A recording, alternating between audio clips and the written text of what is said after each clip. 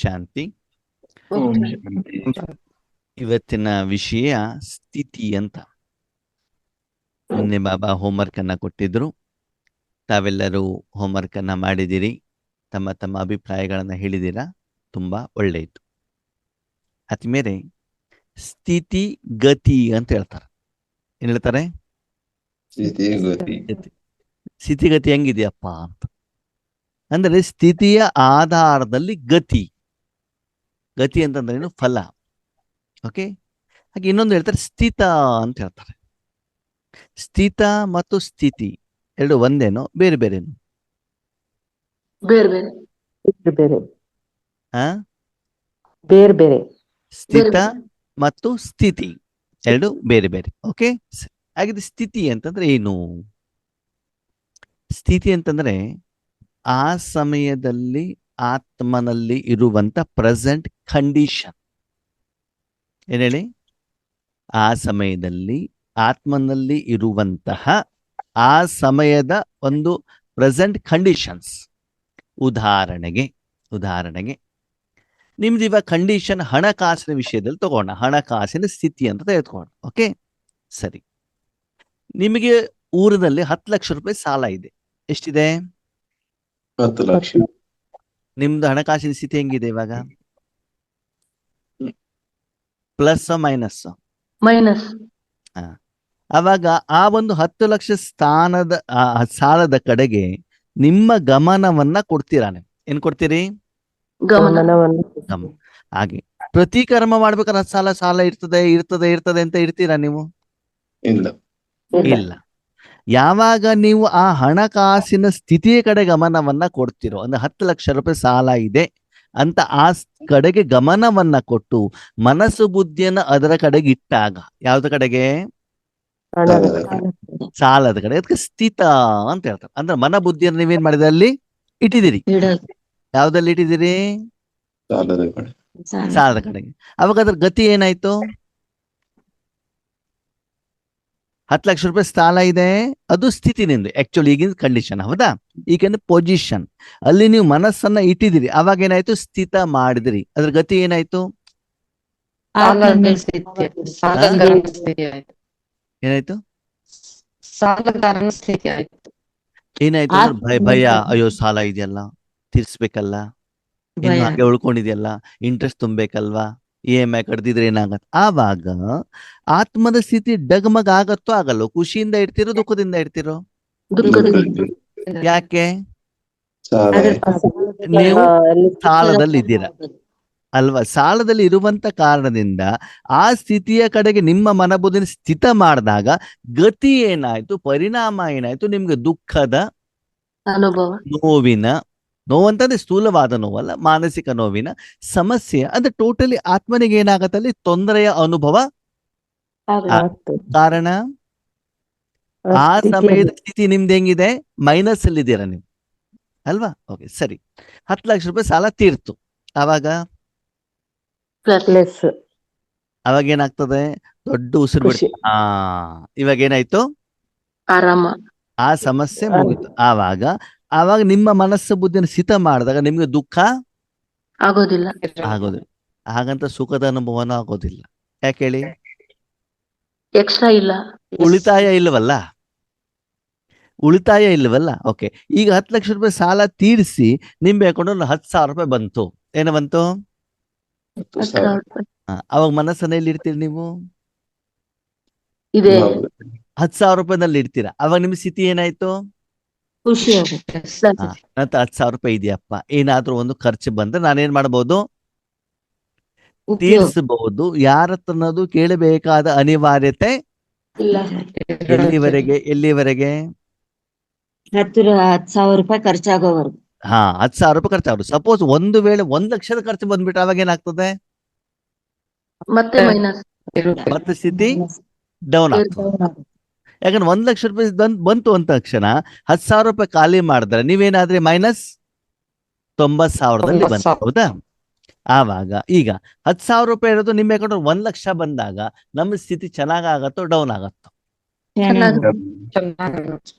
ಆವಾಗ ಆ ಸ್ಥಿತಿಯಿಂದ ಆತ್ಮನಿಗೆ ಖುಷಿ ಆಗತ್ತೋ ದುಃಖ ಆಗತ್ತೋ? ಖುಷಿ. ಖುಷಿ. ಸರಿ. ಲಕ್ಷ ಇರೋದು ಕೋಟಿ ಆದಾಗ ಜಾಸ್ತಿ ಇನ್ನು ಖುಷಿ. ಖುಷಿ ಜಾಸ್ತಿ ಆಗುತ್ತೆ. ಸರಿ. ಈಗ ನಿಮ್ಮ ಹತ್ರ ಅರ್ಧ ಕೆಜಿ ಬಂಗಾರ ಇದೆ, ಇನ್ನೊಂದು 100 ಗ್ರಾಮಿ ನೆಕ್ಲೆಸ್ ತಗೊಂಡ್ರಿ, ಅವಾಗ ಏನಾಯ್ತು? ಖುಷಿ ಆಯ್ತು. ಅದೇ 100 ಗ್ರಾಮದನ್ನ ಒಯ್ದ್ಬಿಟ್ಟು ಪುತ್ತೂರು ಫೈನಾನ್ಸ್ ಅಲ್ಲಿ ಸಾಲಕ್ಕೆ ಇಟ್ರಿ, ಅವಾಗ ಏನಾಯ್ತು? ದುಃಖ. ದುಃಖ. ಹೌದು ತಾನೆ? ಅವಾಗ ಸ್ಥಿತಿ ಅಂತಂದ್ರೇನು? ಆ ಸಮಯದ ನಿಮ್ಮ ವರ್ತಮಾನ ಪೊಸಿಷನ್. ಓಕೆ, ಈಗ ಶರೀರದ ಸ್ಥಿತಿ ಬಗ್ಗೆ ತಗೊಳ್ಳೋಣ. ಸರಿ, ಈಗ ನೀವು ಶರೀರದ ಕಡೆ ಗಮನ ಕೊಟ್ರಿ. ಓಕೆ, ನಿನ್ನೆ ರಾತ್ರಿ ಶರೀರಕ್ಕೆ ಸರಿಯಾಗಿ ನಿದ್ರೆ ಆಗಿಲ್ಲ. ಅವಾಗ ಶರೀರದ ಕಡೆ ಗಮನ ಕೊಟ್ಟಾಗ ಅವಾಗ ಸ್ಥಿತಿ ಯಾವುದು? ನಿದ್ರೆ. ನಿದ್ರಾ ಸ್ಥಿತಿ ಅಂತ ಹೇಳ್ತಾರ ಇಲ್ವೋ? ಅಂದ್ರೆ ನೀವು ನಿಮ್ಮ ಮನಸ್ಸನ್ನು ಎಲ್ಲಿ ಸ್ಥಿತ ಮಾಡಿದಿರಿ? ನಿದ್ರ. ನಿದ್ರೆಯಲ್ಲಿ ಸ್ಥಿತ ಮಾಡಿದಿರಿ. ಯಾಕೆ ಮಾಡಿದಿರಿ? ನಿದ್ರೆ ಕಂಪ್ಲೀಟ್ ಆಗಿಲ್ಲ. ಅಲ್ಲಿ ಗಮನ ಇಟ್ಟ ತಕ್ಷಣ ನಿದ್ರೆ ಏನ್ ಮಾಡ್ತಾ ಇರ್ತದೆ?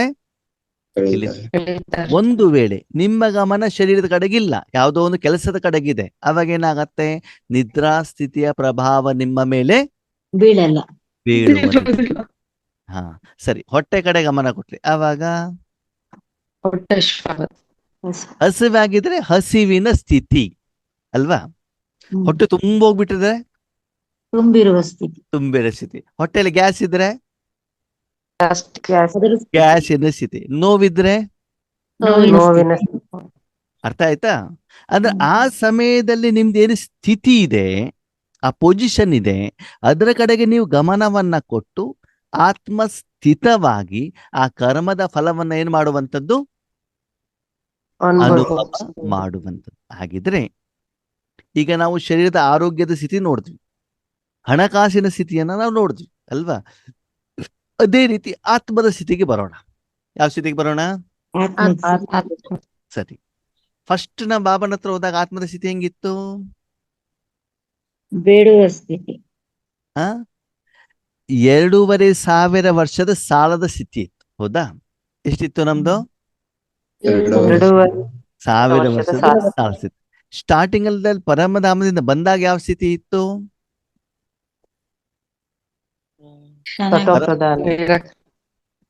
ಸತೋಪ್ರಧಾನ ಅಂತಂದ್ರೆ ಆತ್ಮಕ್ಕೆ ಸಂಬಂಧಪಟ್ಟಂತ ಗುಣಗಳು ಅದಲ್ಲಿ ಹೆಚ್ಚಿಗೆ ಇದ್ದು ಅಲ್ವಾ?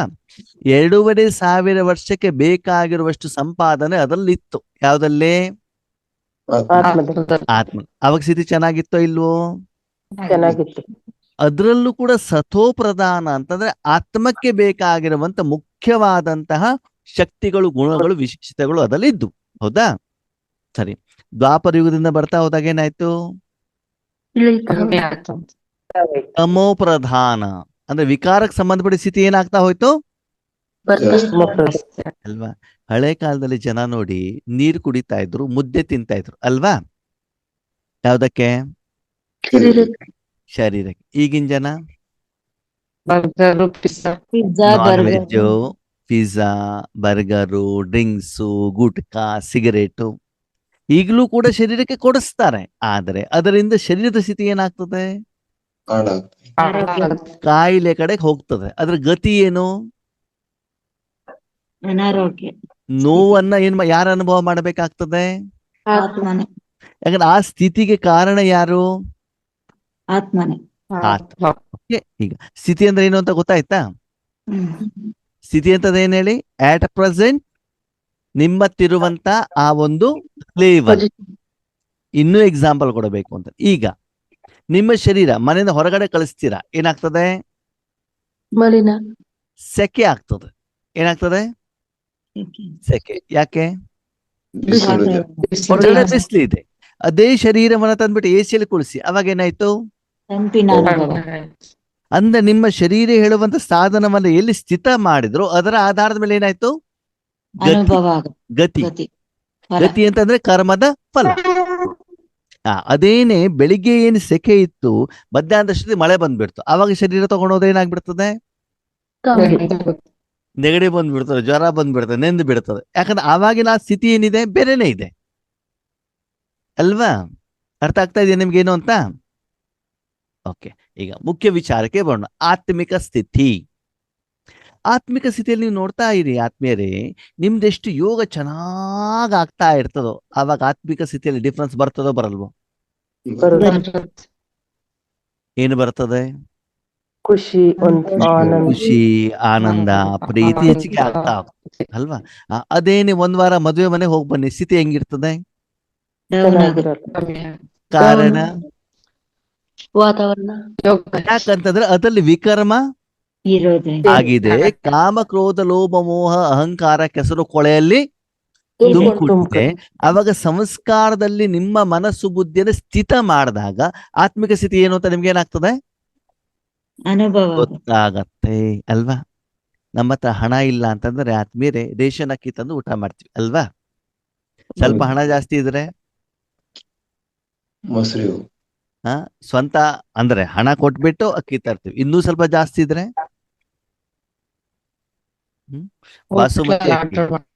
ಬಾಸುಮತಿ ಅಕ್ಕಿ ತರ್ತೀವಿ ಅಲ್ವಾ?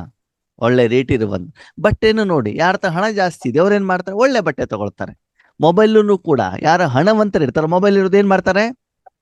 ಚೆನ್ನಾಗಿರೋದನ್ನ ತೆಗೆದುಕೊಳ್ತಾರೆ. ಅಂತಂದ್ರೆ ನೀವು ಕೆಲವೊಂದ್ಸಲ ಏನಾಗತ್ತೆ, ಸ್ವಂತ ಸಂಪಾದನೆಯಿಂದ ನೀವು ತಗೊಳ್ಳೋದು ಒಂದು, ಇನ್ನೊಂದು ಸಾಲದಿಂದ ನೀವು ತಗೊಂಡಿದ್ದೀರಿ ಅಂತ ತಿಳ್ಕೊಳ್ಳಿ. ಸಾಲದಿಂದ ನೀವು ಆ ಸಾಧನವನ್ನ ತೆಗೆದುಕೊಂಡಾಗ ನಿಮ್ಮ ಸ್ಥಿತಿ ಚೆನ್ನಾಗಾಗತ್ತೋ ಡೌನ್ ಆಗ್ತದೋ? ಹಾಗೆ ಆತ್ಮೀಯರು, ಇವತ್ತು ನಾವು ಪ್ರಪಂಚದಿಂದ ಏನೇನ್ ತೆಗೆದುಕೊಳ್ತಾ ಇದ್ದೀವೋ ಪೇಮೆಂಟ್ ಮಾಡಿ ತಗೊಳ್ತಿದ್ದೀವೋ ಸಾಲದಲ್ಲಿ ತಗೊಳ್ತಾ ಇದ್ದೀವೋ? ಪೇಮೆಂಟ್ ಮಾಡಿ ತಗೊಳ್ಬೇಕು ಅಂದ್ರೆ ಏನ್ ಮಾಡ್ಬೇಕು?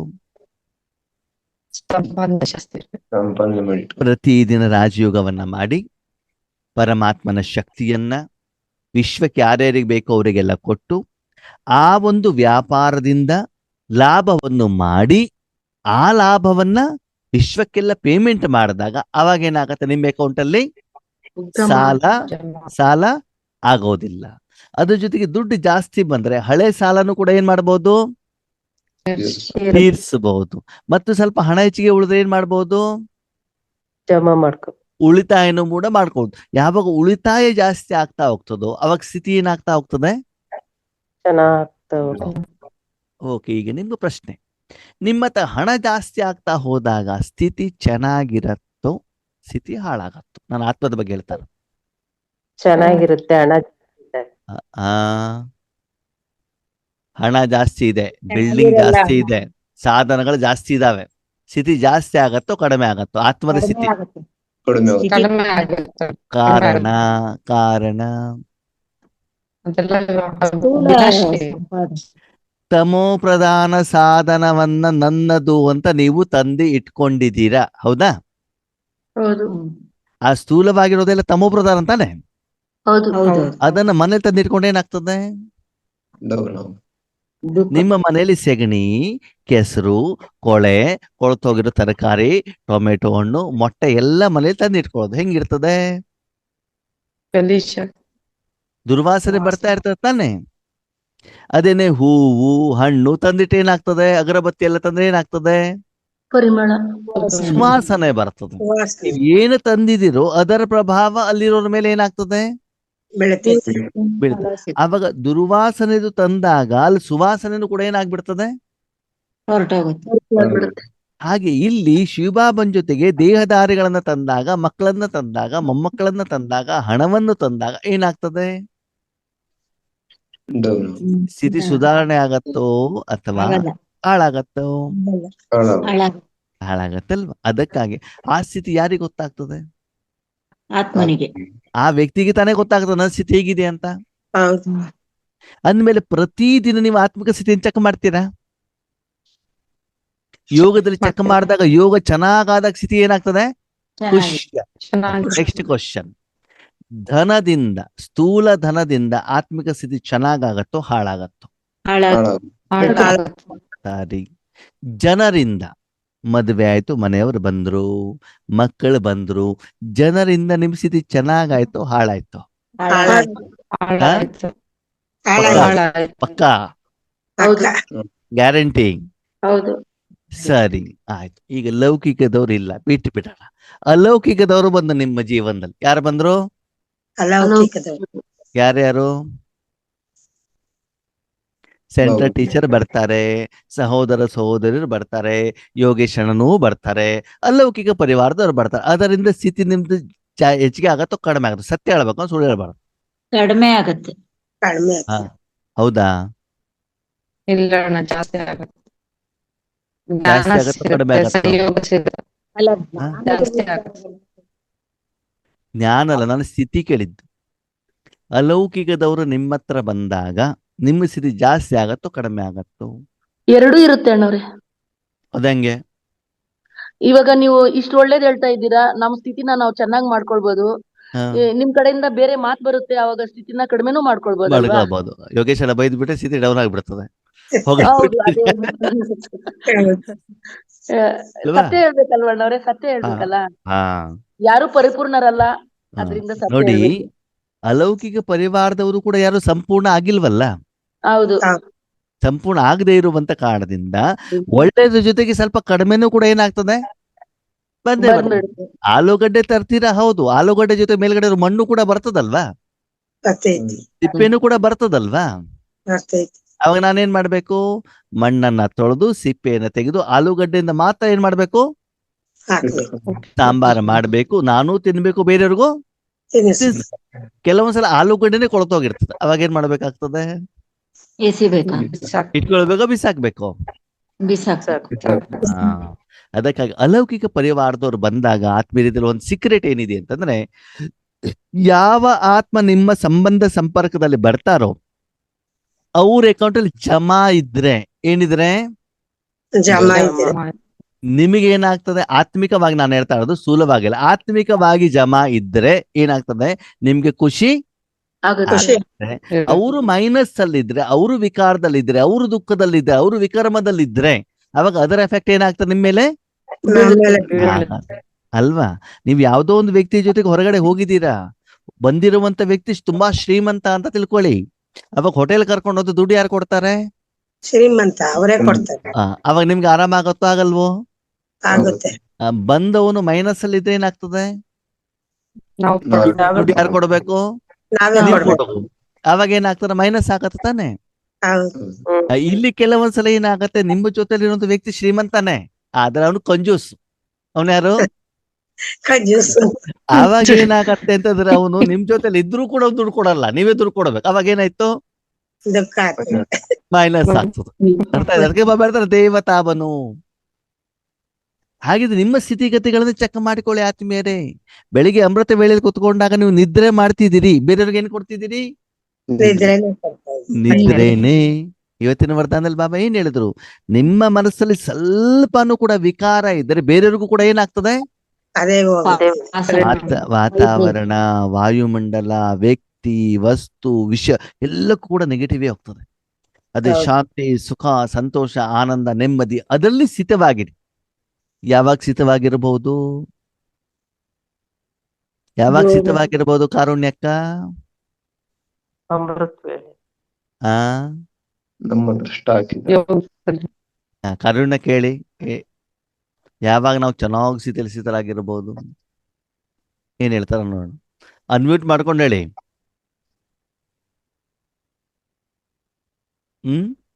ಯಾವಾಗ ಸ್ಥಿತರಾಗ್ಬೋದು? ಯಾವಾಗ ನಿಮ್ಮ ಅಕೌಂಟ್ ಅಲ್ಲಿ ಜಮಾ ಇರತ್ತೋ. ಏನಿರ್ತದೆ? ನಮ್ಮ ಅಕೌಂಟ್ ಅಂತ ಪ್ರತಿದಿನ ನಿಮ್ಗೆ 10,000 ರೂಪಾಯಿ ಸಾಲ ಪೇಮೆಂಟ್ ಮಾಡ್ಬೇಕು. ಎಷ್ಟು ಮಾಡ್ಬೇಕು? 10,000 ರೂಪಾಯಿ EMI. ಪ್ರತಿದಿನ ನೀವು 1,000 ರೂಪಾಯಿ ಸಂಪಾದನೆ ಮಾಡ್ತಾ ಇದ್ದೀರಾ. ಎಷ್ಟು ಮಾಡ್ತಿದ್ದೀರಿ? 1,000. ನಿಮ್ಮ ಸ್ಥಿತಿ ಹೆಂಗಿರ್ತದೆ? ಡೌನ್. ಪ್ರತಿದಿನ -9,000 ಅಲ್ಲಿ ಇದ್ದಾಗ ನೀವು ಬೇರೆಯವರಿಗೆ ಕೊಡ್ಲಿಕ್ಕೆ ಆಗತ್ತಾ? ಆಗತ್ತಾ? ಇಲ್ಲ. ಕೆಲವೊಬ್ರು ಏನ್ ಹೇಳ್ತಾರೆ ಗೊತ್ತಾ? ಅಣ್ಣವ್ರೆ 1 ತಿಂಗಳಾಯ್ತು ಅಣ್ಣವ್ರೆ, ಸ್ಥಿತಿ ಚೆನ್ನಾಗ್ ಆಗ್ತಾನೇ ಇಲ್ಲ. ಯಾಕಾಗ್ತಾ ಇಲ್ಲ? ಅಷ್ಟು ಸಂಪಾದನೆ ಆಗ್ತಾ ಇದೆ. ಪ್ರತಿದಿನ ಖರ್ಚು ವೆಚ್ಚಗಳು ಜಾಸ್ತಿ ಆಗಿದಾವೆ ಆತ್ಮೀಯರೇ. ಬೇರೆಯವರಿಗೆ ಕೊಡಲಿಕ್ಕೆ, ನೀವು ಯೂಸ್ ಮಾಡ್ಲಿಕ್ಕೆ ನಿಮ್ಮ ಹತ್ರ ಏನೂ ಅಲ್ಲಿ ಇಲ್ಲ. ಉಳಿದಿಲ್ಲ. ದಿನದಿಂದ ದಿನಕ್ಕೆ ಯೋಗ ಕಡಿಮೆ ಮಾಡಿದ್ರಿ, ಸ್ಥೂಲ ಸೇವೆ ಮಾಡೋದ್ರಿಂದ ಸ್ಥಿತಿ ಜಾಸ್ತಿ ಆಗೋದಿಲ್ಲ. ಯಾವ್ದಿಂದ ಆಗತ್ತೆ ಸ್ಥಿತಿ ಜಾಸ್ತಿ? ಯೋಗದಿಂದ ಯೋಗದಲ್ಲೂ ಕೂಡ ನೀವು ತಿಂದ್ರೆ ಸ್ಥಿತಿ ಜಾಸ್ತಿ ಆಗೋದಿಲ್ಲ, ನಿಮ್ ಮನೆಯವ್ರಿಗೆ ತಿನ್ಸಿದ ಸ್ಥಿತಿ ಜಾಸ್ತಿ ಆಗೋದಿಲ್ಲ. ಭಗವಂತನ ಶಕ್ತಿಯನ್ನ ವಿಶ್ವಕ್ಕೆಲ್ಲ ಏನ್ ಮಾಡ್ಬೇಕು? ಕೊಟ್ಟು ಬಿಟ್ಟು ವ್ಯಾಪಾರ ಮಾಡಬೇಕು, ದಾನವನ್ನ ಮಾಡಬೇಕು. ಆ ಸಂಪಾದನೆಯಿಂದ ನಿಮ್ ಸ್ಥಿತಿ ಏನಾಗ್ತದೆ? ಹೆಚ್ಚು. ಜಾಸ್ತಿ ಆಗ್ತದೆ. ಆವಾಗ ಆ ಸ್ಥಿತಿಯಿಂದ ಬೇರೆಯವ್ರಿಗೆ ಕೊಟ್ಟರೆ ಮಾತ್ರ ಅದೇನಾಗ್ತದೆ? ಸತೋಪ್ರಧಾನ ಆಗತ್ತೆ. ಇಲ್ಲ ಅಂತಂದ್ರೆ ಈಶ್ವರಿ ಪರಿವಾರದವ್ರ ತನ್ನೂ ಬಂದಾಗ್ಲೂ ನಾವೇನ್ ಹೇಳ್ತೀವಿ? ಅಕ್ಕರೇ ನಮ್ ಸೆಂಟರ್ ಟೀಚರ್ ಸರಿ ಇಲ್ಲ, ಯೋಗೇಶನ್ನ ಸರಿ ಇಲ್ಲ, ನಮ್ಮ ಮನೆಯವ್ರು ಸರಿ ಇಲ್ಲ, ನಮಗೆ ತಲೆನೋವಿದೆ, ನನಗೆ ಗ್ಯಾಸ್ಟ್ರಿಕ್ ಇದೆ. ಅದೇನ್ ಹೇಳ್ತೀವಿ ನಾವು? ಕಾರಣಗಳು ನೆಗೆಟಿವೇ ಹೇಳ್ತಾ ಹೋಗ್ತೀವಿ. ಯಾಕಂದ್ರೆ ನಿಮ್ಮ ಹತ್ರ ಇರೋದು ಅದೇನೆ. ಅದೇನೆ. ನಿಮ್ಮ ಹತ್ರ ಸಂಪಾದನೆ ಇದ್ರೆ ನೀವು ಸೆಂಟರ್ ಸ್ಪ್ರೆಡ್ ಮಾಡ್ಕೊಂಡು ಹೋದ ಜನರಿಗೆ ಏನಾಗ್ತದೆ? ಅದೇ ಸ್ಮೆಲ್. ಅದ್ರ ಸ್ಮೆಲ್ ಬರುತ್ತಲ್ವ, ನೀವೇನು ಕೊಡಬೇಕಾಗಿದ್ದ ಅವಶ್ಯಕತೆ ಇಲ್ವಲ್ಲ, ಅದು ತನ್ನಿಂದ ತಾನೇ ಸಿಗ್ತಾ ಇರತ್ತಲ್ವಾ. ಅದಕ್ಕಾಗಿ ಹೇಳ್ತಾರೆ, ಪ್ರತಿ ಕ್ಷಣವನ್ನ ಚೆಕ್ ಮಾಡ್ಕೊಳ್ಳಿ, ನಿಮ್ಮ ಮನ ಬುದ್ಧಿ ಯಾವ್ದಲ್ಲಿ ಸ್ಥಿತವಾಗಿದೆ. ಯಾವ್ದಲ್ಲಿ ಸ್ಥಿತವಾಗಬೇಕು? ಇವಾಗ ಹೇಳಿ, ಯಾವ್ದಲ್ಲಿ ಸ್ಥಿತವಾಗಿರ್ಬೇಕು? ಪರಮಾತ್ಮನಲ್ಲಿ ಸ್ಥಿತಿ. ಶರೀರದಲ್ಲಿ ಸ್ಥಿತವಾಗ್ಬೇಕಾ? ಬಂಗಾರದಲ್ಲಿರ್ಬೇಕಾ? ಮಕ್ಕಳು ಮೊಮ್ಮಕ್ಕಳ ಬಗ್ಗೆ ಇರ್ಬೇಕಾ? ಯಾವ್ದಲ್ಲಿರ್ಬೇಕು? ಭಗವಂತನಲ್ಲಿ. ಆತ್ಮಿಕ ಸ್ಥಿತಿ ಏನಿದೆ, ಆತ್ಮಿಕ ಅಕೌಂಟ್ ಅಲ್ಲಿ ಎಷ್ಟು ಶಾಂತಿ, ಸುಖ, ಸಂತೋಷ, ಆನಂದ, ನೆಮ್ಮದಿ, ಇದನ್ನೇನ್ ಮಾಡ್ಬೇಕು? ಮಾಡಿ ಮಾಡಿ ಮಾಡಿ ಎವ್ರಿ ಸೆಕೆಂಡ್ ಏನಾಗ್ತಾ ಇರ್ಬೇಕದು? ಆಗ್ತಾ ಇರ್ಬೇಕು. ಅವಾಗ ಬೆಳಿಗ್ಗೆ ಮಾಡಿದ ಯೋಗದ ಸ್ಥಿತಿ ಸಾಯಂಕಾಲ ಇರಬಾರದು, ಸಾಯಂಕಾಲ ಇರೋದು ರಾತ್ರಿ ಇರಬಾರ್ದು. ಈ ಸೆಕೆಂಡ್ ಅಲ್ಲಿ ಇರೋದು ನೆಕ್ಸ್ಟ್ ಸೆಕೆಂಡ್ ಅಲ್ಲಿ ಇರಬಾರ್ದು. ಆಗತ್ತಾ? ಆಗತ್ತಾ? ಮಾಡಿದ್ರೆ ಆಗುತ್ತೆ. ಈಗ ನಿಮ್ಗೆ ತಲೆನೋವು ಬಂದಿದೆ, ಮಾತ್ರೆ ತಗೊಂಡಿದ್ದೀರಿ, ತಲೆ ಕಡೆ ಗಮನ ಕೊಟ್ರೆ ಎವ್ರಿ ಸೆಕೆಂಡ್ ಸ್ಥಿತಿ ಚೇಂಜ್ ಆಗ್ತದೋ ಆಗಲ್ವೋ? ಆಗತ್ತೆ. ಜ್ವರ ಬಂದಿದೆ, ಮಾತ್ರೆ ತಗೊಂಡ್ಲಿಲ್ಲ, ಐಸ್ ಕ್ರೀಮ್ ತಿಂತಾ ಇದ್ದೀರಿ, ಸ್ಥಿತಿ ಚೇಂಜ್ ಆಗತ್ತೋ ಆಗಲ್ವೋ? ಜ್ವರ ಜಾಸ್ತಿ ಆಗತ್ತೋ ಆಗಲ್ವೋ? ಅಂದ್ರೆ ಪ್ರತಿದಿನ ನಿಮ್ಮ ಮನ ಬುದ್ಧಿನ ಚೆಕ್ ಮಾಡ್ಕೊಳ್ಳಿ ಆತ್ಮೀಯರೇ. ಏನಂತ? ಶಾಂತಿ, ಸುಖ, ಸಂತೋಷ, ಆನಂದ, ನೆಮ್ಮದಿ, ಪ್ರೀತಿ, ಹಗುರತೆ, ಪವಿತ್ರತೆ, ಸ್ವಚ್ಛತೆ, ಇದೆಲ್ಲ ಇದೆ ಅಂತಂದ್ರೆ ಆತ್ಮಿಕ ಸ್ಥಿತಿಯಲ್ಲಿ ಏನಾಗಿದೆ? ನನ್ನ ಸಾಲ ಎಲ್ಲ ತೀರಿಸಿಬಿಟ್ಟು ನನ್ನ ಅಕೌಂಟ್ ಅಲ್ಲಿ ಜಮಾ ಆಗ್ತಾ ಇದೆ. ಪ್ರತಿದಿನ ದುಃಖ, ನೋವು, ಟೆನ್ಷನ್ನು, ನಿದ್ರೆ ಇಲ್ಲ, ಸಮಸ್ಯೆ, ಕಾಯಿಲೆಗಳು, ಲೆಕ್ಕಾಚಾರಗಳು, ಸೆಂಟರ್ ನಲ್ಲಿ ಹೋದ್ರು ಡಿಫರೆನ್ಸ್ ಆಫ್ ಒಪಿನಿಯನ್, ಮನೆಯಲ್ಲೂ ಕೂಡ ಜಗಳಗಳು, ಎಲ್ಲರ ಜೊತೆಗೆ ಆಗ್ತಾ ಇದೆ. ಅಂತ ಏನರ್ಥ? ನಮ್ಮ ಸ್ಥಿತಿ ಏನಾಗ್ತಾ ಇದೆ? ಅಲ್ಲಾಡ್ತಾ ಇದೆ ಅಲ್ವಾ? ಯಾವಾಗಲೂ ತಲೆ ಸುತ್ತು ಬಂದು ಚೆಕ್ ಮಾಡ್ತೀವಲ್ವಾ, BP ಜಾಸ್ತಿ ಆಗಿದ್ಯಾ, ಶುಗರ್ ಜಾಸ್ತಿ ಆಗಿದ್ಯಾ, ವಿಟಮಿನ್ ಡಿ ವೇರಿಯೇಷನ್ ಆಗಿದ್ಯಾ, ಚೆಕ್ ಮಾಡ್ತೀವಿ ತಾನೆ? ಹಾಗಿದ್ರೆ ಪ್ರತಿದಿನ ಯಾವ ಸ್ಥಿತಿಯನ್ನು ಚೆಕ್ ಮಾಡ್ಬೇಕು ನಾನು?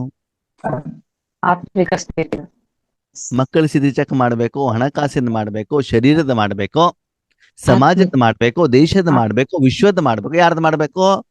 ನನ್ನ ಅಕೌಂಟ್ ಅಲ್ಲಿ ಎಷ್ಟು ಜಮಾ ಆಗಿದೆ ಈಶ್ವರಿಯ ಸೇವೆಯಲ್ಲಿ.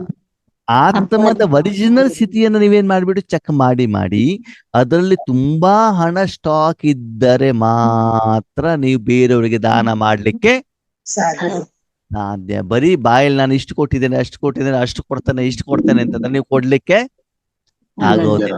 ಮೈಕಿನಲ್ಲಿ ತುಂಬಾ ಜನ ಹೇಳ್ತಾರೆ, ಏನಂತ, ನಾನು 1 ಲಕ್ಷ ಕೊಡ್ತೇನೆ, 1 ಕೋಟಿ ಕೊಡ್ತೇನೆ ಅಂತ ಹೇಳಿದ ತಕ್ಷಣ ಅವ್ರು ಕೊಡ್ಬೇಕು, ಕೊಟ್ಟಿದ್ದಾರೆ ಅಂತ ಅರ್ಥ ಅಲ್ಲ ಅಲ್ವಾ? ಅಂದಮೇಲೆ ಸ್ಥಿತಿಯ ಆಧಾರದಲ್ಲಿ ಗತಿ.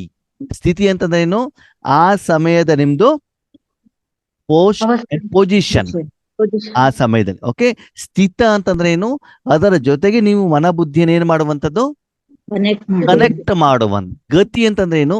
ನೀವು ಯಾವ್ದು ಜೊತೆಗೆ ಸ್ಥಿತ ಮಾಡಿದ್ರು ಅದರ ಫಲ. ಅರ್ಥ ಆಯ್ತಾ ಇವಾಗ? ಸ್ಥಿತಿ, ಸ್ಥಿತ, ಗತಿ, ಈ ಮೂರ ವ್ಯತ್ಯಾಸ ಗೊತ್ತಾಯ್ತಾ ನಿಮ್ಗೇನು ಅಂತ? ಹಾಗಿದ್ದು ಈಗ ಹೇಳಿ ಆತ್ಮೀಯರೇ, ನಿಮಗೆ ಮತ್ತು ವಿಶ್ವಕ್ಕೆ ಒಳ್ಳೆಯದಾಗ್ಬೇಕು, ಕಲ್ಯಾಣ ಆಗ್ಬೇಕು ಅಂತಂದ್ರೆ ಯಾವ ಸ್ಥಿತಿ ಚೆನ್ನಾಗಿರ್ಬೇಕು? ತನುವಿನ ಸ್ಥಿತಿನೋ, ಧನದ ಸ್ಥಿತಿನೋ, ಜನದ ಸ್ಥಿತಿನೋ, ಮನಸ್ಸಿನ ಸ್ಥಿತಿನೋ, ಆತ್ಮದ ಸ್ಥಿತಿನೋ? ಅದಕ್ಕಾಗಿ ಬ್ರಹ್ಮ ಬಾಬಾ ಅವ್ರ ಮೂಲಕ ಶಿವಬಾಬಾ ಏನ್ ಮಾಡಿದ್ರು? ಧನವನ್ನೆಲ್ಲ ಎದ್ನೆ ಕೊಟ್ಬಿಟ್ರು. ಹೌದಾ? ತನುವನ್ನು ಕೊಟ್ಬಿಟ್ರು, ಮನಸ್ಸನ್ನು ಕೊಟ್ಟಿದ್ದಾರೆ, ಆಮೇಲೆ ಜನ ತಮ್ಮ ಪರಿವಾರವನ್ನು ಯಜ್ಞಕ್ಕೆ ಕೊಟ್ಬಿಟ್ಟು ಏನ್ ಮಾಡಿದ್ರು ಅವರು ಆತ್ಮಿಕ ಸ್ಥಿತಿಯನ್ನು ಏನ್ ಮಾಡ್ತಾ ಹೋದ್ರು, ಹೆಚ್ಚಿಗೆ ಮಾಡ್ತಾ ಹೋದ್ರು. ಯಾರು? ಬ್ರಹ್ಮ ಬಾಬಾ. ಆದ್ರೆ ಯಾವಾಗ ಆತ್ಮಿಕ ಸ್ಥಿತಿ ಜಾಸ್ತಿ ಮಾಡ್ಲಿಕ್ಕೆ ಶುರು ಮಾಡಿದ್ರು, ಪರಿಸ್ಥಿತಿಗಳು, ವಿಘ್ನಗಳು, ಸಮಸ್ಯೆಗಳು ಏನಾಗ್ತಾ ಹೋಯ್ತು, ಆರಂಭ ಆಯ್ತು. ಆದ್ರೆ ಆ ಸ್ಥಿತಿ ಹೆಚ್ಚಿಗೆ ಮಾಡ್ತಾ ಮಾಡ್ತಾ ಮಾಡ್ತಾ ಅವ್ರೇನ್ ಮಾಡ್ತಾ ಹೋದ್ರು, ಪೇಮೆಂಟ್ ಮಾಡ್ತಾ ಅಲ್ವಾ. ಮನೇಲಿ ಇದ್ರೆ ಅಪ್ಪ ಅಮ್ಮನ ಜೊತೆಗಿದ್ರೆ ಏನೂ ಸಮಸ್ಯೆ ಇರಲ್ಲ ಅಲ್ವಾ. ಯಾವಾಗ ಆಫೀಸಿಗೆ ಹೋಗ್ತೀವೋ ಅವಾಗ ಏನ್ ಮಾಡ್ಬೇಕಾಗ್ತದೆ, ಮನೇಲಿ ಅಪ್ಪ ಏನಾದ್ರು ಬೈದ್ ಬಿಡು, ಅವ್ರಿಗಿಂತ ಹೆಚ್ಚಿಗೆ ರೌದ್ರಾವತಾರವನ್ನ ತೋರಿಸಿ ಕಾಳಿಯಾಗಿ ಮಹಾಕಾಳಿಗೆ ಹೋ ಅಂತ ಹಾರಿ ಬಿಡ್ತೀವಿ ಅಲ್ವಾ. ಅದೇ ಆಫೀಸಲ್ಲಿ ಏನಾದ್ರು ಹೇಳಿದ್ರೆ ಗುರು ಒಳಗಡೆಯಿಂದ ಕುದಿತಾ ಇರ್ತದೆ, ಏನು ಮಾಡುವಂಗಿಲ್ಲ. ಅವು ಹೊರಗಡೆಗೆ ಯಾವಾಗ ಸಂಪಾದನೆಗೆ ಹೋಗ್ತಿರೋ ಆವಾಗ ಟೆಸ್ಟಿಂಗ್ ಪೇಪರ್ಗಳು ಜಾಸ್ತಿ ಬರ್ತವೆ, ಸಹನೆ ಮಾಡಬೇಕಾಗ್ತದೆ, ಅವ್ರ ಮಾತನ್ನ ಕೇಳಬೇಕಾಗ್ತದೆ. ಅವಾಗ ತಾಯಿಯ ಪೊಸಿಷನ್ ಏನು ಅಂತ ಗೊತ್ತಾಗ್ತದೆ, ಮೊದ್ಲು ಗೊತ್ತಾಗೋದಿಲ್ಲ ಅಲ್ವಾ. ಅವಾಗ ನಿಧಾನಕ್ಕೆ ಇವರು ತಾಯಿಗೆ ಬೈಯೋದನ್ನು ಕೂಡ ಏನ್ ಮಾಡ್ತಾರೆ, ಕಡಿಮೆ ಮಾಡ್ತಾರೆ. ಹಾಗೆ ಆತ್ಮೀಯರಿಗೆ ಗೊತ್ತಿರಲಿ, ನಿಮ್ಮಲ್ಲಿ ಯೋಗದ ಸ್ಥಿತಿ ಜಾಸ್ತಿ ಆಗಿಲ್ಲ ಅಂತಂದ್ರೆ ನಿಮ್ಮ ಸ್ಥಿತಿ ದಿನದಿಂದ ದಿನಕ್ಕೆ ಅಧೋಮಯ, ಅಧಪತನ, ನೆಲ ಪಾತಾಳದ ಕಡೆಗೆ, ನರಕದ ಕಡೆಗೆ ಹೋಗುತ್ತೆ. ನೀವು ಎಷ್ಟೇ ಶಾರೀರಿಕವಾಗಿ ಕುತ್ಕೊಂಡಿರಿ, ಯೋಗ ನಿಮ್ದು ಆಗಿಲ್ಲ ಅಂತಾರೆ ಆ ಸ್ಥಿತಿಯಲ್ಲಿ ನಿಮ್ಗೆ ಗೊತ್ತಾಗ್ಬಿಡುತ್ತೆ. ಕೆಲವೊಂದ್ಸಲ ಹೇಳ್ತಾರೆ ಇವತ್ತು ಸ್ಥಿತಿ ಚೆನ್ನಾಗಿತ್ತಪ್ಪ, ಆದರೆ ಏನಾದರೆ ಇಲ್ಲೇನೋ ಒಂದು ಇಟ್ರು ನಮ್ಮಣ್ಣವರು, ಏನದು ಆದರೆ, ಏನಾದರೆ ಆತ್ಮೀಯರೇ, ಸ್ಥಿತಿ ಚೆನ್ನಾಗಿದೆ ಹೌದು, ಆದ್ರೆ ಅದು ನಿಮ್ಮದು ಬೇರೆಯವ್ರದ್ದು ಅಂತ ಏನ್ ಮಾಡ್ಬೇಕು, ಹಂಗಂದ್ರೆ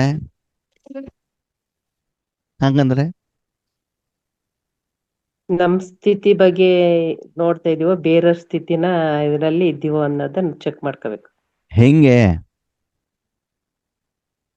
ಬೇರೆಯವ್ರ ಬಗ್ಗೆನೇ ಚಿಂತನೆ ಮಾಡೋದು, ಅವ್ರ ಹಂಗೆ ಇವ್ರ ಹಿಂಗೆ. ಬಿಸಿಲಲ್ಲಿ ನಡ್ಕೊಂಡು ಹೋಗ್ತಾ ಇದ್ದೀರಾ, ಯಾರು ನಡ್ಕೊಂಡು ಹೋಗ್ತಿದ್ದಾರೆ, ಯೋಗೇಶ್ ಅಣ್ಣ ನಡ್ಕೊಂಡು ಹೋಗ್ತಾ ಇದ್ದ ಬಿಸಿಲಲ್ಲಿ, ಸರಿನಾ. ಆವಾಗ ಚೆನ್ನಮ್ಮಕ್ಕವ್ರು ಕಾರ್ ತಗೊಂಡು ಬಂದ್ರು. ಏನ್ ತಗೊಂಡು ಬಂದ್ರು? ಯಾವ ಕಾರು? ಇನ್ನೋವಾ. ನೋಡಿ ಹೆಸರೆಲ್ಲ ಚೆನ್ನಾಗ್ ಗೊತ್ತಿದೆ, Innova AC car with driver, ಸರಿನಾ. ಯೋಗೇಶನ ಪರಿಚಯ ಇರೋದಕ್ಕೆ ಅಣ್ಣವ್ರೆ ಬನ್ನಿ ಕೂತ್ಕೊಳ್ಳಿ, ಎಲ್ಲಿ ಹೋಗ್ತಾ ಇದ್ದೀರಾ, ನಾನು ಅಲ್ಲೇ ಹೋಗ್ತೇನೆ, ನಿಮ್ಗೆ ಬಿಡ್ತೇನೆ ಅಂತಂದ್ರು. ಯೋಗೇಶನ ಎಲ್ಲಿ ಕೂತ್ಕೊಂಡಿದ್ದಾರೆ ಇವಾಗ? ಕಾರಲ್ಲಿ. ಯಾರ ಕಾರಲ್ಲಿ? ಕಾರಲ್ಲಿ. ಸರಿ, ಅವಾಗ ಕಾರಲ್ಲಿ AC ಇದೆಯೋ ಇಲ್ವೋ? ಸಾಫ್ಟ್ ಆಗಿರುವಂತದ್ದು ಸೀಟ್ ಇದೆಯೋ ಇಲ್ವೋ? ಹಾಡ್ ಇದೆಯೋ ಇಲ್ವೋ? ಆವಾಗ ಅಲ್ಲಿಂದ 1 ಗಂಟೆ ಯೋಗೇಶ್ ಅಣ್ಣ ಚೆನ್ನಮ್ಮಕ್ಕವರ ಕಾರಲ್ಲಿ ಏನ್ ಮಾಡ್ತಾರೆ, ಪ್ರವಾಸ ಮಾಡ್ತಾರೆ. ಆ 1 ಗಂಟೆ ತುಂಬಾ ಚೆನ್ನಾಗಿರ್ತದೋ ಇರಲ್ವೋ? ಯಾರಿಗೆ? ಯೋಗೇಶ್. ಹಾಗಿದ್ರೆ ಅದು ಸ್ಥಿತಿ ಯೋಗೇಶ್ ಅಣ್ಣಂದ, ಕಾರ್ ಯೋಗೇಶ್ ಅಣ್ಣಂದ, AC ಯೋಗೇಶ್ ಅಣ್ಣಂದ, ಅದ್ಯಾರ್ದು? ಅಂದ್ರೆ 1 ಗಂಟೆ ನಾನು ಹೋದಾಗ, ಅವರು ಸಾಧನವನ್ನು ನಾನು ಉಪಯೋಗ ಮಾಡಿದಾಗ ನಾನು ಅವರಿಗೆ ಸಾಲಗಾರ. ನಾನು ಕಾಲು ಎಳೆದು ಬಿಟ್ಟು ಹೋದ್ರೆ ಏನಾಯ್ತು, ಅವರ ಸ್ಥಿತಿಯನ್ನು ನಾನೇನ್ ಮಾಡಿದೆ, ಅನುಭವಿಸಿದ್ದೇನೆ ಹೊರತು ಅದು ನನ್ನ ಸಂಪಾದನೆ ಅರ್ಥ ಆಯ್ತೋ ಅರ್ಥ ಆಗಿಲ್ವಾ? ಅಂದ್ರೆ ನಮ್ಮಲ್ಲಿ ನಮ್ಮ ಸಂಪಾದನೆಯಲ್ಲಿ ನಾವು ಇರ್ಬೇಕು. ಸೆಂಟರಿಗೆ ಹೋದ್ರಿ ಅನುಭವ ಆಯ್ತು, ನಿಮ್ಮ ಸ್ಥಿತಿ ಅಲ್ಲ. ಮೌಂಟ್ ಒಬ್ಬಗೆ ಹೋದ್ರು ಅನುಭವ ಆಯ್ತು, ನಿಮ್ಮ ಸ್ಥಿತಿ ಅಲ್ಲ. ಬಟ್ ಹೋದ್ರಿ ಚಂದಾಗಿ ಬ್ರಹ್ಮ ಭೋಜನ ತಿಂದ್ರಿ, ಅದು ನಿಮ್ದು ಅಲ್ಲ. ನೀವು ಒಬ್ಬರೇ ಕೂತ್ಕೊಂಡಾಗ ಆ ಸ್ಥಿತಿ ನಿಮ್ದು ಆಗ್ತದೆ ಅಂತಂದ್ರೆ ಅದು ನಮ್ದು ಸ್ಥಿತಿನೇ ಹೊರತು ಬೇರೆಯವರ ಆಹಾರವನ್ನ ತಿಂದ್ಬಿಟ್ಟು ಅದು ನನ್ನ ಸ್ಥಿತಿ ಅಂತಂದ್ರೆ ಅದು ಶುದ್ಧ ಸುಳ್ಳು ಮತ್ತು ಶುದ್ಧ ತಪ್ಪು. ಅರ್ಥ ಆಗ್ತಿದ್ಯಾ ಆದ್ಮೇಲೆ? ಅದಕ್ಕೆ ಕೆಲವೊಬ್ರು ಏನ್ ಮಾಡ್ತಾರೆ, ಬಟ್ಟೆಯಲ್ಲಿ ಮಾತ್ರ ಬರ್ತಾರೆ. ಆದ್ಮೇಲೆ ಝೂಮಲ್ಲಿ ಬನ್ನಿ, ಅನುಭವ ಮಾಡಿ, ಆದ್ರೆ ದಿನದಲ್ಲಿ ಸ್ವಲ್ಪ ಸಮಯ ಒಬ್ಬರೇ ಕುತ್ಕೊಂಡ್ಬಿಟ್ಟು ಯೋಗವನ್ನು ಮಾಡಿ. ಆವಾಗ್ಲೂ ಕೂಡ ಆ ಸ್ಥಿತಿ ನಿಮ್ದಿದ್ದರೆ ಆವಾಗ ಅದು ಆ ವಿಧಿ ನಿಮ್ಗೆ ಗೊತ್ತಾಗಿದೆ ಅಂತ ಲೆಕ್ಕ. ಸಂಘಟನೆಯಲ್ಲಿ ಬಂದಾಗ ಅವಾಗ ಮಾತ್ರ ಆಗ್ತಾ ಇದೆ ಅಂತಂದ್ರೆ ಅದು ನಿಮ್ದು ಇರ್ಬೋದು ಅಥವಾ ಬೇರೆಯವ್ರದ್ದು ಕೂಡ ಇರಬಹುದು. ಅದಕ್ಕಾಗಿ ಅದರ ಕಡೆನೂ ಕೂಡ ನೀವೇನ್ ಮಾಡ್ಬೇಕಾಗ್ತದೆ, ಗಮನ ಈಗ ಬೇರೆಯವ್ರದೇ ನಾನ್ ತಿಂತಾ ಇದ್ರೆ ನನ್ನ ಆತ್ಮದ ಅಕೌಂಟ್ ಅಲ್ಲಿ ಪ್ಲಸ್ ಆಗ್ತಾ ಇರ್ತದ ಮೈನಸ್ ಆಗ್ತಾ ಇರ್ತದೆ. ಮೈನಸ್ ಆಗ್ತದೆ. ಬಾಬಾನ ಮನೆಗೆ ಹೋಗ್ತೀವಿ, ಬ್ರಹ್ಮ ಭೋಜನ ತಿಂತೀವಿ, ಧನ ಸೇವೆನೂ ಮಾಡಲ್ಲ, ತನುವಿನ ಸೇವೆನೂ ಮಾಡಲ್ಲ, ಮನಸಾ ಸೇವೆನೂ ಮಾಡಲ್ಲ. ಆವಾಗ ಪ್ಲಸ್ ಆಗತ್ತೋ ಮೈನಸ್ ಆಗತ್ತೋ? ಮೈನಸ್. ಅಲ್ಲೋಗ್ಬಿಟ್ಟು ಮನಸ್ಸನ್ನ ವಿಕಾರದ ಕಡೆಗೆ ಇಟ್ಬಿಟ್ಟು ನಿದ್ರೆ ಮಾಡ್ತಿರ್ತೀವಿ, ಏನೇನು ಸಂಕಲ್ಪನ ಕಳಿಸ್ತೀವಿ, ಏನ್ ಮಾಡ್ತೀವಿ? ಬಾಬನ ಹೆಸರನ್ನ, ಯಜ್ಞದ ಹೆಸರನ್ನ ಹಾಳು ಮಾಡ್ತೀವಿ ಅಲ್ವ? ಮತ್ತೇನ್ ಮಾಡ್ತೀವಿ ನಾವು? ಮೈನಸ್ ಆಗ್ತಾ ಹೋಗ್ತೀವಿ. ಅದಕ್ಕಾಗಿ ನಿಮ್ಮ ಸ್ಥಿತಿಗತಿಯನ್ನ ನೀವು ಒಬ್ಬರೇ ಕೂತ್ಕೊಂಡಾಗ ಏನ್ ಮಾಡ್ಬೇಕು? ಈಗ ಒಂದು ಪ್ರಶ್ನೆ, ಕರೆಕ್ಟ್ ಆಗಿ ಉತ್ತರ ಕೊಡ್ಬೇಕು, ವಿಶೇಷವಾಗಿ ಅಕ್ಕಂದಿರು. ಸರಿ, ನಿಮ್ಮತ್ತೆ ಎಷ್ಟು ಬಂಗಾರ ಇದೆ ಅಂತ ನೀವು ಚೆಕ್ ಮಾಡೋದು ಯಾವಾಗ?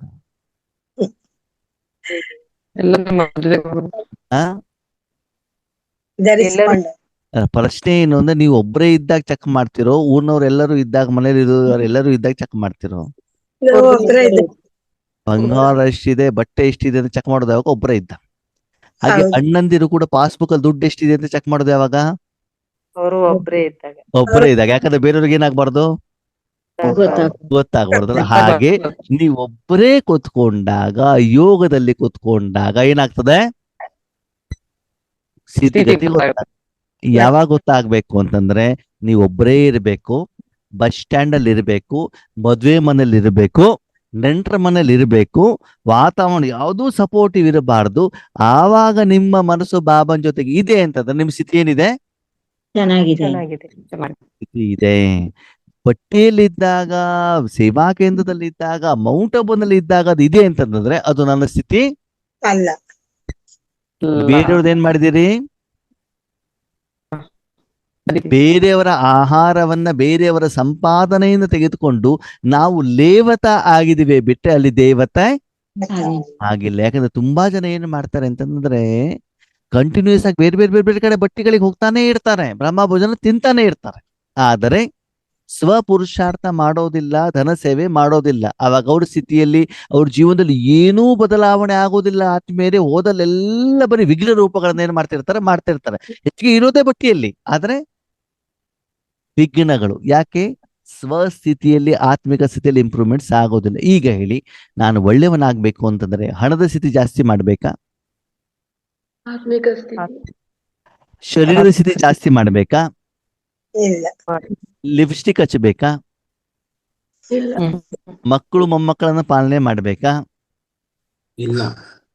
ಈಗ ಆತ್ಮಿಕ ಸ್ಥಿತಿಯಿಂದ ಉಳಿದಿದ್ದೆಲ್ಲ ಸಾಲವನ್ನ ನಾನು ತೀರ್ಸ್ಲಿಕ್ಕೆ ಆಗತ್ತೋ ಆಗಲ್ವೋ? ಆಗುತ್ತೆ. ಶರೀರದ ದುಡ್ಡಿಂದ ಆತ್ಮನ ಲೆಕ್ಕಾಚಾರ ಕ್ಲಿಯರ್ ಮಾಡ್ಲಿಕ್ಕೆ ಆಗತ್ತೋ ಆಗಲ್ವೋ? ಅರ್ಥ ಆಗ್ತಿದ್ಯಾ? ಅಷ್ಟೆಲ್ಲ ಕರೆಕ್ಟ್ ಆಗಿ ಗೊತ್ತಿರೋರು ತಪಸ್ ಯಾಕೆ ಮಾಡ್ತಾ ಇಲ್ಲ? ಸೀರಿಯಸ್ ಆಗಿ ಯಾಕೆ ಮಾಡ್ತಾ ಇಲ್ಲ? ಯಾವಾಗ ಆತ್ಮಿಕ ಸ್ವಸ್ಥಿತಿ, ಆತ್ಮೀಯರೇ, ನೀವೊಬ್ಬರೇ ಯೋಗ ಮಾಡ್ಬೇಕು. ಏನ್ ಮಾಡ್ಬೇಕು?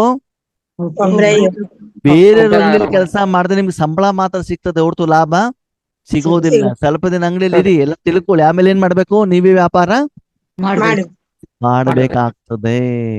ಅರ್ಥ ಆಗ್ತಿದ್ಯಾ? ಅದಕ್ಕಾಗಿ ನೀವೊಬ್ಬರೇ ಕೂತ್ಕೊಂಡು ನಿಮ್ಮ ಯೋಗದ ಸ್ಥಿತಿಯನ್ನ ನೀವೇನ್ ಮಾಡ್ಬೇಕು? ಮಾಡ್ಬೇಕು. ಎಷ್ಟು ಆ ಸ್ಥಿತಿ ಇಂಪ್ರೂವ್ಮೆಂಟ್ಸ್ ಆಗ್ತಾ ಹೋಗ್ತದೋ ಅಷ್ಟು ಮನಸ್ಸೇನಾಗಿರ್ತದೆ? ಹಗೂರ. ಆತ್ಮ ಏನಾಗಿರ್ತದೆ? ಖುಷಿಯಾಗಿರ್ತದೆ. ಈಗ ನನ್ನ ಮನಸ್ಸು ಬುದ್ಧಿನ ಸದಾ ಎಲ್ಲಿ ಸ್ಥಿತ ಮಾಡ್ಬೇಕು? ಪರಮಾತ್ಮನಲ್ಲಿ. ಆ ಆಧ್ಯಾತ್ಮಿಕ ಸಂಪಾದನೆ ಸ್ಥಿತಿ ಕಡೆಗೆ ನಾವು ಚೆಕ್ ಮಾಡ್ತಾ ಇರ್ಬೇಕು. ಅವಾಗ ನೋಡ್ತಾ ಇರ್ಬೇಕು, ಗೂಗಲ್ ಪೇ ನಲ್ಲಿ ಎಷ್ಟು ಬಂದಿದೆ, ಫೋನ್ ಪೇ ನಲ್ಲಿ ಎಷ್ಟು ಬಂದಿದೆ. ನೀವೇನು ಕೊಡದೇನೆ ಅಲ್ಲಿ ಏನು ಕೂಡ ಏನಾಗೋದಿಲ್ಲ, ಬರೋದಿಲ್ಲ. ಎಷ್ಟು ಫ್ಲಾಟ್ ಇದೆ, ಎಷ್ಟು ಬಿಲ್ಡಿಂಗ್ ಇದೆ, ಎಷ್ಟು ಬಟ್ಟೆ ಇದೆ, ಎಷ್ಟು ಬಂಗಾರ ಇದೆ, ಇದ್ರ ಕಡೆ ಗಮನ ಕೊಡಬೇಕು, ಆತ್ಮದ ಕಡೆ ಗಮನ ಕೊಡಬೇಕು.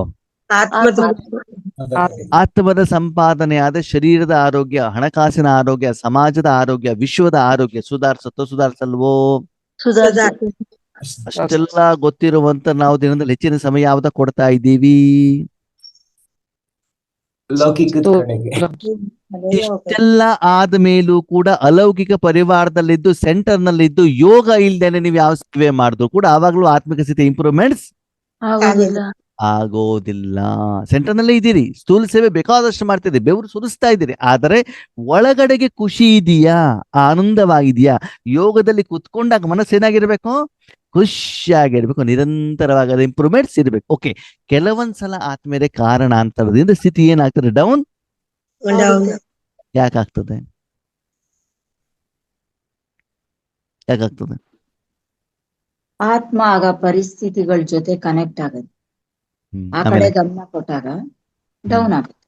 ಮತ್ತೆ ನಾವು ಯೋಗ ಸರಿಯಾಗಿ ಮಾಡಿರೋದಿಲ್ಲ ಅಣ್ಣ.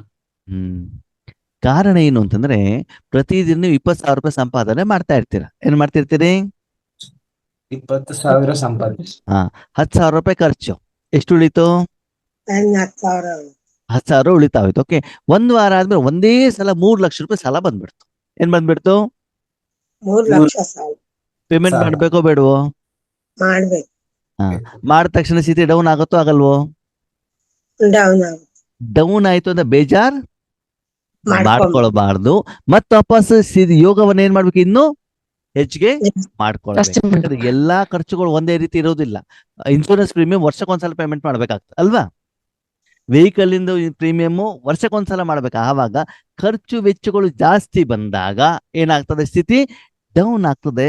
ಡೌನ್ ಆಗಿದೆ ಅಂತ ಬೇಜಾರ್ ಮಾಡ್ಕೊಳ್ಬಾರ್ದು. ಇನ್ನೂ ಪವರ್ಫುಲ್ ಆಗಿ ಏನ್ ಮಾಡ್ತಾ ಹೋಗ್ಬೇಕು? ಯೋಗ ಮಾಡ್ತೀವಿ. ಯೋಗ. ನಾನು ಎಷ್ಟು ಮಾಡುದು ಕೈಲಿ ಹಣನೇ ಉಳಿಯೋದಿಲ್ಲಪ್ಪ, ಸ್ಥಿತಿನೇ ಇರೋದಿಲ್ಲ ಅಂತಂದ್ರೆ ಕಣ್ಣ ಇರ್ತೈತೆ.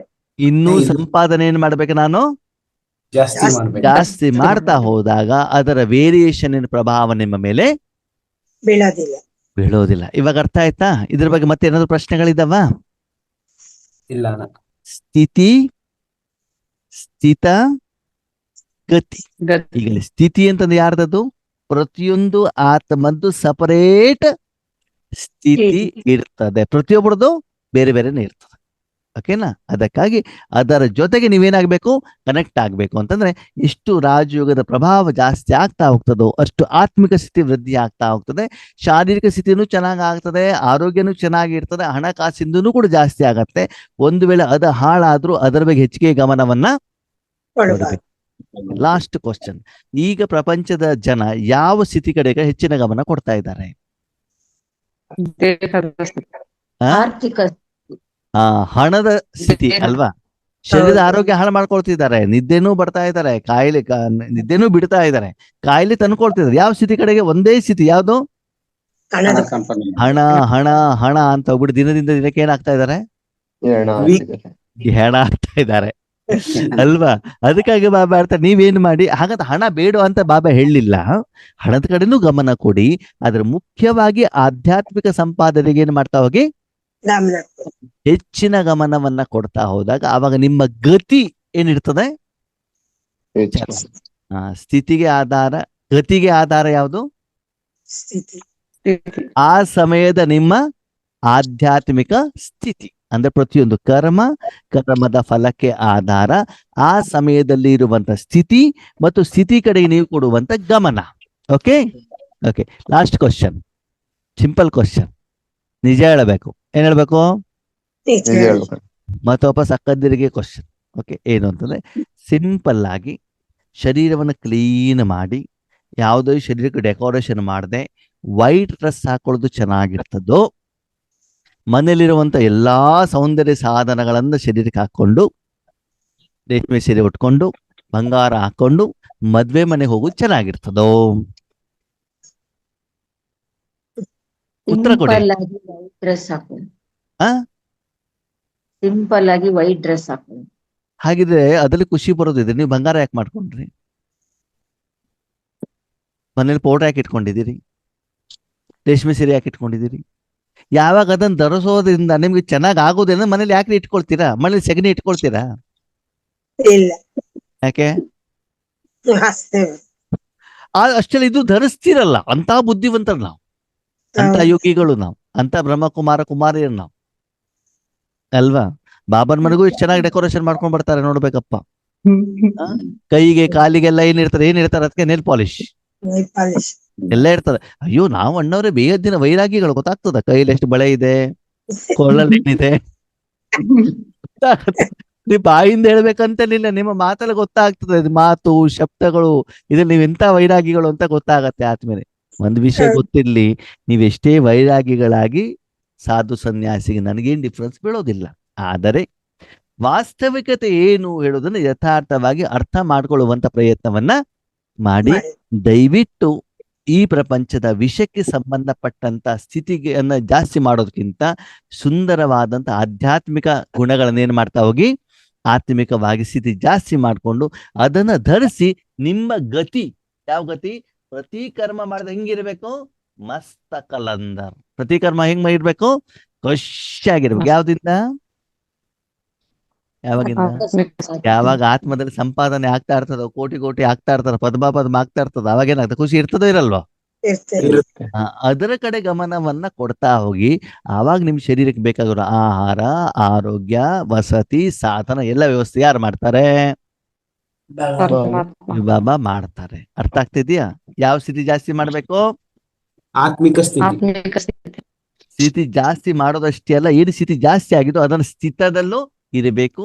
ಜೊತೆಯಲ್ಲಿ ಸದಾಕಾಲ ದೇವತಾ ರೂಪದಲ್ಲಿ, ಬೇಯದಿನ ರೂಪದಲ್ಲಿ ದಾನ ಮಾಡ್ತಾ ಇದ್ದಾಗ ನಿಮ್ಮ ಗತಿನೂ ಕೂಡ ಹೆಂಗಿರ್ತದೆ? ಮಸ್ತ್ ಕಲರ್. ಎಷ್ಟು ಮಜಾ ಗೊತ್ತಾ? ಎಷ್ಟು ಆತ್ಮಗಳಿದ್ದಾರೋ ಪ್ರತಿಯೊಬ್ಬರ ಸ್ಥಿತಿ ಬೇರೆ ಬೇರೆನೆ, ಹೌದು ಅಲ್ವೋ? ಒಬ್ಬರದಿದ್ದಾಗ ಇನ್ನೊಬ್ಬರದು ಇಲ್ಲ. ಒಂದ್ ಕಡೆ ಒಬ್ರು ಚೆನ್ನಾಗಿ ಯೋಗದ ಸ್ಥಿತಿ ಮಾಡ್ತಿದ್ದಾರೆ, ಪಕ್ಕದಲ್ಲಿ ವೀಕ್ ಇರುತ್ತೆ. ಈ ಸೆಕೆಂಡ್ ಮಸ್ತ್ ಇರ್ತದೆ ಸ್ಥಿತಿ, ಇನ್ನೊಂದ್ ಸೆಕೆಂಡ್ ಅಲ್ಲಿ ಅಣ್ಣೋರೆ ಯೋಗ ಎಷ್ಟು ಚೆನ್ನಾಗಿತ್ತು ಗೊತ್ತಾ, ಮಿಲನ ಮಾಡ್ಕೊಂಡು ಬರ್ತಾ ಇದ್ವಾ, ವಾಪಸ್ ಬರ್ಬೇಕಾದ ದಾರಿಯಲ್ಲಿ ಅಣ್ಣೋರೆ ಯೋಗೇಶ್ ಅಣ್ಣ ಒಂದು ಫೋನ್ ಮಾಡಿದ್ರು, ಬೈದ್ರು ನೋಡಿ, ಸ್ಥಿತಿ ಎಲ್ಲ ಏನಾಗ್ಬಿಡ್ತು ಅಲ್ವಾ? ಅದರ ಪ್ರಭಾವ ನಮ್ಮ ಮೇಲೆ ಏನಾಗ್ಬಾರ್ದು, ಬೀಳಬಾರ್ದು. ಓಕೆ, ಶಾಂತಿ. ಓಂ ಶಾಂತಿ. ಓಂ ಶಾಂತಿ.